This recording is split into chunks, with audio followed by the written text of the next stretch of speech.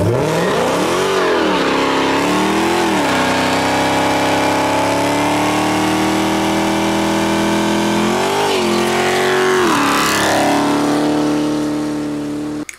everybody and welcome to Photomikes Garage.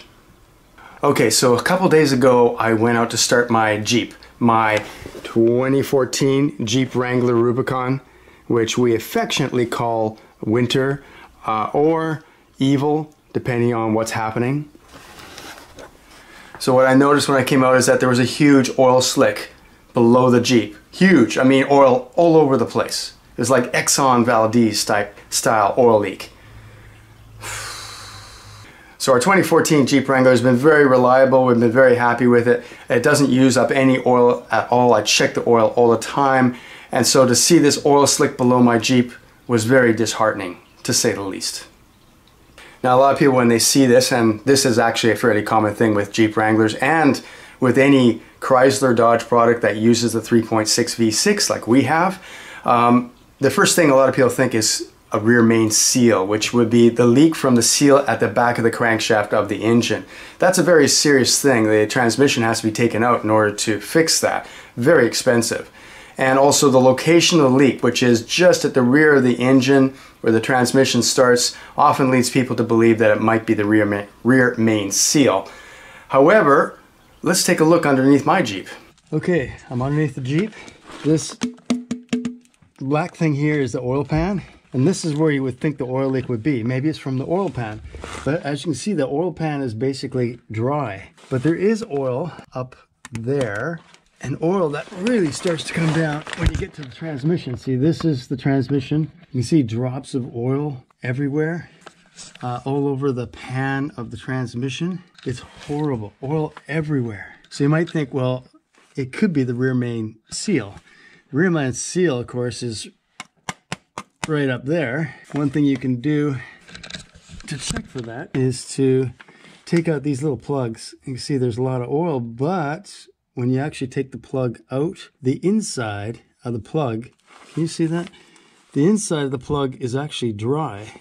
And if you can try and take a look inside your hole, and this will show you, and I can't really show it with the GoPro here, but anyway, I've looked inside there and it's dry looking inside there. So it's not the rear main seal. A lot of people think it's the rear main seal and it's not. As you can see, look at all the oil on the side of the transmission case. If it was a rear main seal, it would not be coming from there. Now there is a transmission line. I thought maybe that's leaking, but that would be transmission fluid. And this is not transmission fluid. This is oil. I've tasted it and it's oil. Okay, so you can see that the oil leak is coming from above the transmission. But what is above the transmission? There's nothing up there. So that's when I turned to the interwebs to Google. And that's where I found out that this is actually a fairly common problem for 2014 and up. There seems to be a lot of oil leaks from the oil filter coolant housing. In some cases, it's catastrophic. All the oil goes out of the motor and you are sitting with a dead motor, destroyed. So it's very important if you have a 2014 and up Pentastar motor that you check for oil leaks on a regular basis. So this problem mostly occurred on 2014 and up models of the Pentastar V6 3.6 because they redesigned that oil coolant housing. The previous design, which looks very similar, was a little bit different, and that appears to be that their redesign caused a slight defect in the oil cooler. Now, of course, they've revised it according to Chrysler 5 times since that time. So hopefully the new ones, the one I'm going to place on here, is going to be just fine, and I'll never have to do this again. All right, so what I'm going to do today is replace that oil filter coolant housing. I'm going to take the intake manifold off. I'm going to take you with me. I'm going to show you how it's done, how a medium to slightly slow man can do this job, and if I can do it, you can do it. Save yourself some money. This can be done at the dealer. Some people pay up to $1,000 to get the dealer to do this job. So save money, do it yourself. Okay, so the first thing we have to do is take off the intake, and to do that we'll take off these two 10mm bolts right here.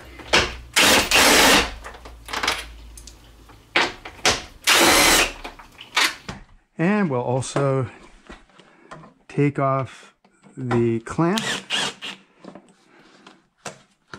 so that this will come loose. And as you can see, we have one connector underneath the intake tube, which we will now disconnect.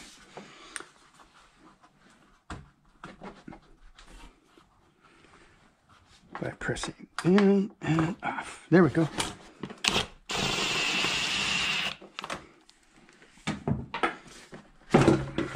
There we go.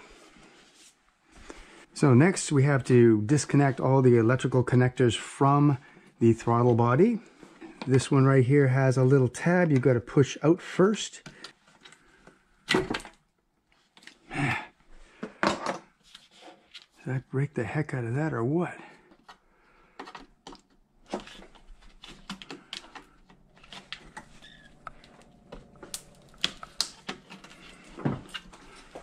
And in this case, that comes off. Get to take off this.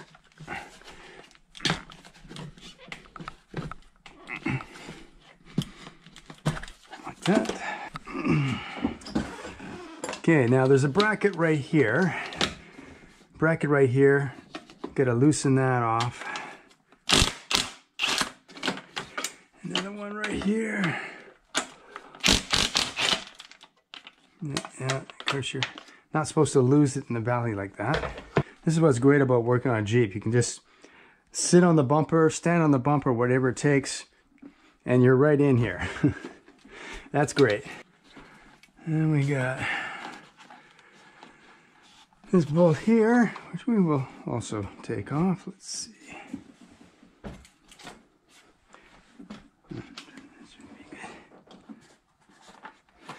Take him off.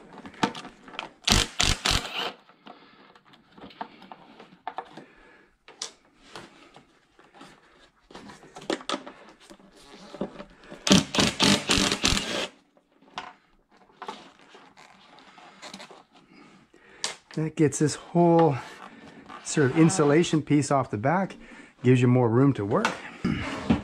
And you got these two 10 mil bolts here, which I cannot reach.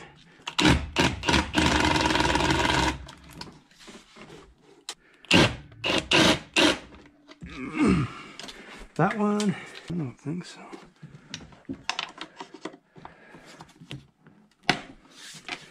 Yeah. Off we go. That is your vacuum tube going to your power brakes.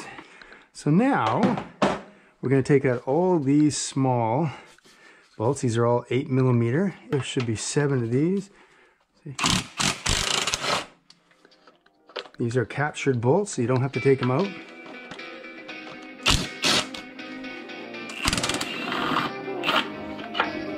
Captured bolt.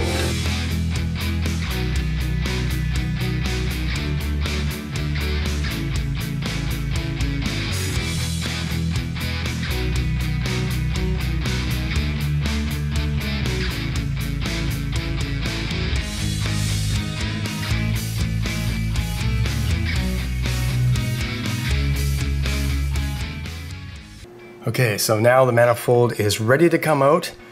You just gotta jiggle it and lever it out. Get all this junk out of the way. And lever it out. Yes! I did it!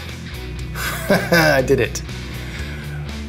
Okay, so now let's remove this diaper, this foam diaper out of the way. Yeah, it looks like a mouse has been in here. That's annoying. Let's get this out of the way. Now the lower intake manifold has got to be removed. You thought you were done? No. Lower intake manifold.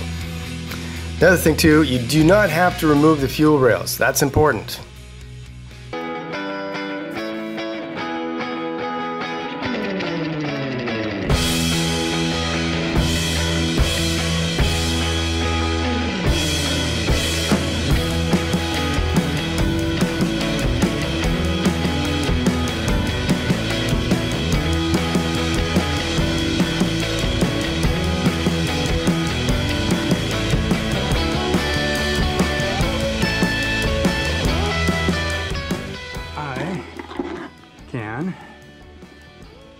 move this.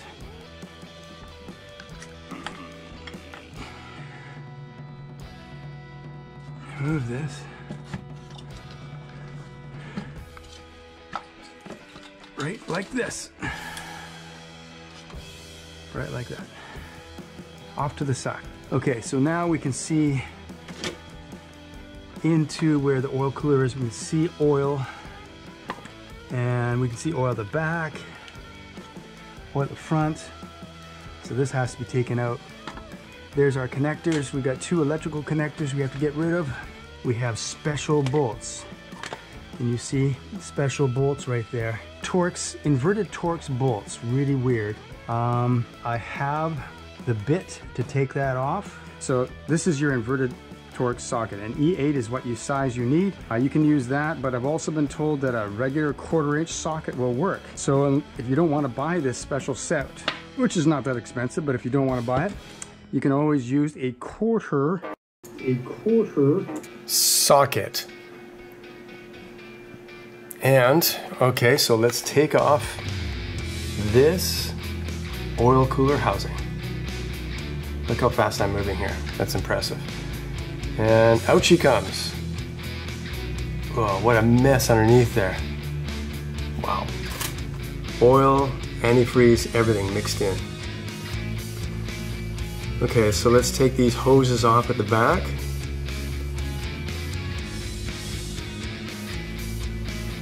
I love these hose pliers, it really works good.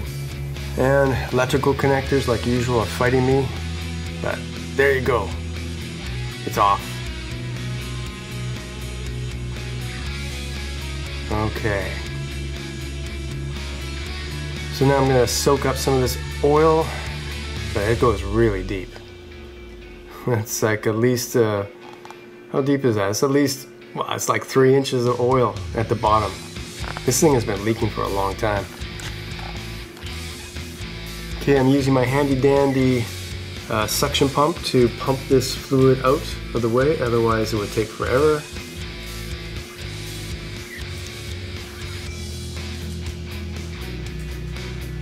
You have to do this several times.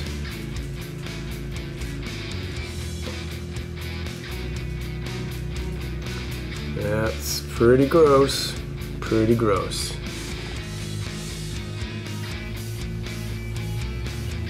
Okay, so got the holes sealed up while I clean the area. Clean all the intake port surfaces so that it'll fit a good seal.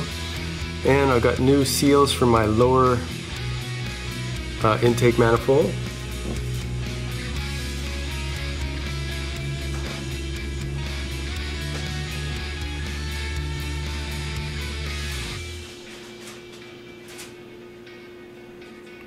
These nice ones from Felpro. It's a good idea to get high quality if you're going to be doing this, because you don't want to ever do this again, right?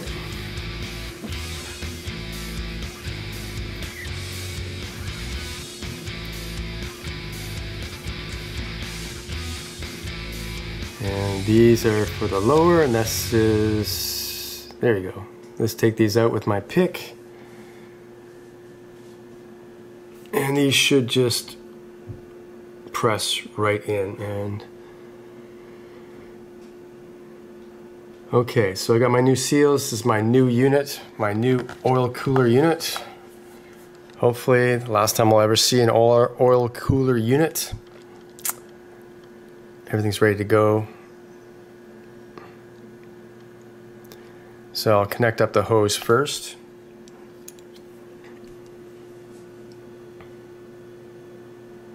All the connectors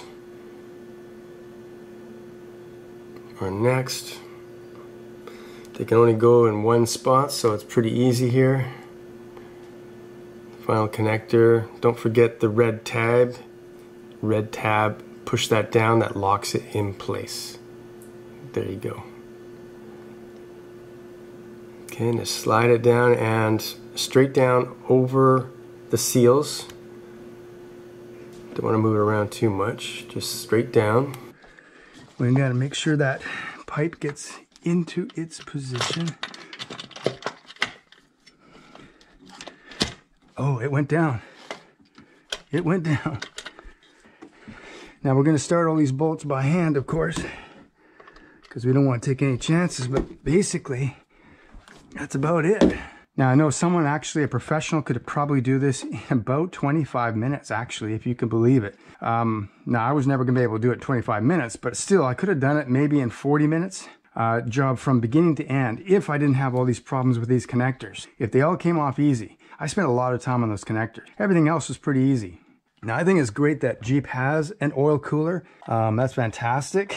But their location for this is just terrible. And the fact that they're prone to leaking from the plastic or from something, that just makes this a horrible, horrible job.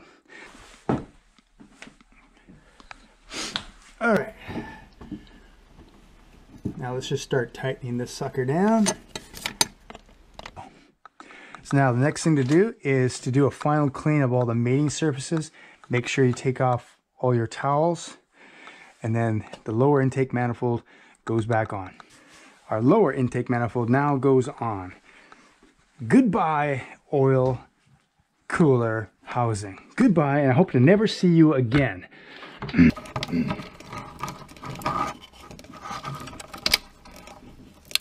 And down here. Now we just have to make sure that is centered and that there's no wires that are caught at the back or anywhere. And we can start putting this thing on.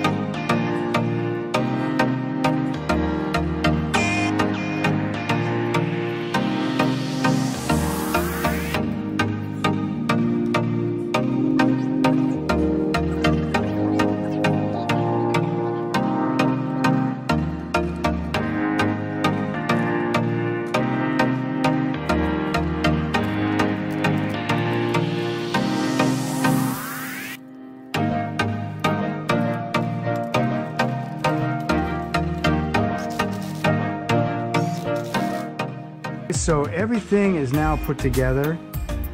So let's see if she starts.